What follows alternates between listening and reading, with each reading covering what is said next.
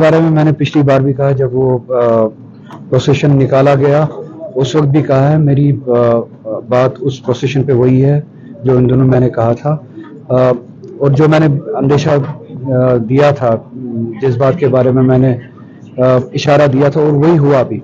उस प्रोसेशन को उन्होंने इस्तेमाल किया फिर अपने प्रोपेगेंडा के लिए। पार्लियामेंट में आपने देखा होगा कि अमित शाह ने कैसे उस प्रोसेशन का इस्तेमाल किया, और ये झूठ बोल के कि ये प्रोसेशन मुहर्रम के प्रोसेशंस की इजाज़त कश्मीर में मिलती नहीं थी, हमने दी, और शिया सुन्नी डिवाइड करने की कोशिश की, ये बता के कि वहाँ पे सुन्नी एडमिनिस्ट्रेशन हुआ करती थी और शियों को मुहर्रम प्रोसेशन निकालने नहीं दिया करती थी।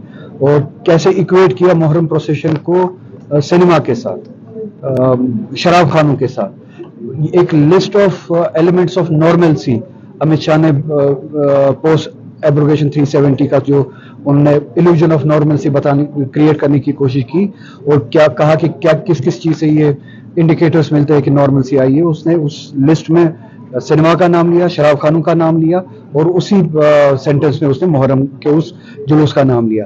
तो मैंने उसी के बारे में पहले भी कहा था कि ये जुलूस, ये एडमिनिस्ट्रेशन अपने प्रोपेगेंडा के लिए ज़्यादा इस्तेमाल करेंगे, बजाय इसके कि इमाम हुसैन अलैहिस्सलाम का जो मकसद है वो पूरा हो।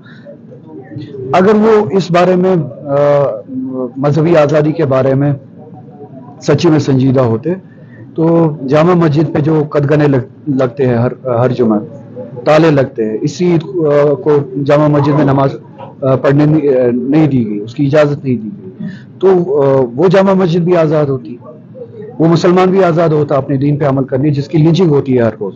तो मैं नहीं चाहता हूँ कि इमाम हुसैन का जो जुलूस इसी तरह के एग्रेशन के खिलाफ एक जरिया है, वो इसी एग्रेसर का एक हथकंडा बन जाए कि वो fake sense of normalcy. Farooq साहब कह रहे हैं they want to knock the doors of the Supreme Court for the statehood, तो इसमें आप थोड़ा बहुत रिएक्शन दीजिए। और उमर साहब भी तैयार हैं आप स्टेप डाउन होने के लिए, सब्जेक्ट ये कि स्टेटहुड मिलेगा। सर ऐड ऑन करूंगा मैं कि अफवाह चल रही है कि स्टेटहुड की बिल जो है पेश की जाएगी अगले पार्लियामेंट सेशन में, तो क्या अफवाहों के बारे में मुझे नहीं पता। जब अगर बिल पेश होगी तो तब उस पर बात करेंगे, और मैं यही कहूँगा कि ठीक है, कोर्ट में जा सकते हैं, पार्टी जा सकती है, मेरी पार्टी भी जा सकती है, और मैं इतना ही याद दिलाऊंगा हमारी लड़ाई स्टेटहुड की नहीं है, हमारी लड़ाई उससे ज्यादा है। हमारी लड़ाई है वो कॉन्स्टिट्यूशनल गारंटी जो 2019 में हमसे छीनी गई, तो हमारी लड़ाई हमें भूलनी नहीं चाहिए।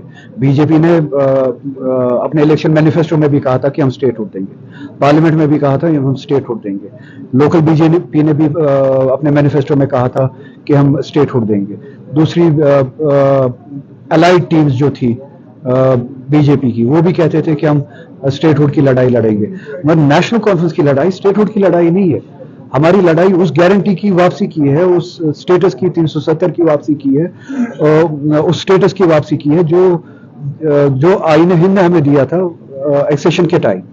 और हमारी लड़ाई जो डिसीजंस 2019 5 अगस्त को लिए गए उनको रिवर्स कराने के लिए। सीएम जो कह रहे हैं वो श्री समझी की बात नहीं कर रहे, वो हमेशा जो है स्टेटहुड। वो आप उनसे सवाल करें। ये बताइए कि स्टूडेंट्स की डिमांड है कि जो अभी रिजल्ट आया रिजर्वेशन को लेकर अभी भी कुछ जी मैं सुना नहीं सवाल, कोई अपडेट है? मैं वेट कर रहा हूँ। स्टूडेंट्स के साथ मैंने जो बातें की थी, उनके साथ इंटरेक्शन हुआ था, वो भी वेट कर रहे हैं कि ये डिसीजन कब वापस आएगा लॉ डिपार्टमेंट से, उसको हम देखेंगे। और मुझे उम्मीद है कि, मुझे तो लगता था इसी हफ्ते में वापस आएगा। जितनी इसमें जितना ये पोस्टपोन होता है, जितना ये पोस्टपोन होता है उतना स्टूडेंट्स के साथ ज्यादती हो रही है, क्योंकि एग्जाम्स कंडक्ट हो रहे हैं। तो एग्जाम जितना जल्दी ये पॉलिसी वापस आए लॉ डिपार्टमेंट से, इसको इम्प्लीमेंट करे, रैशनलाइजेशन को इम्प्लीमेंट करे, उतना स्टूडेंट्स के लिए अच्छा है। जी सर्विसेज के भी एग्जाम्स क्वालिफाई किए, तो इससे उम्मीद है कि सोसाइटी में इसी तरीके से जो है वो कंट्रीब्यूशन होता है, और ये सभी एस्पिरेंट्स जो अब ऑफिसर्स बन चुके हैं या बनने वाले हैं, ये कंट्रीब्यूट करे।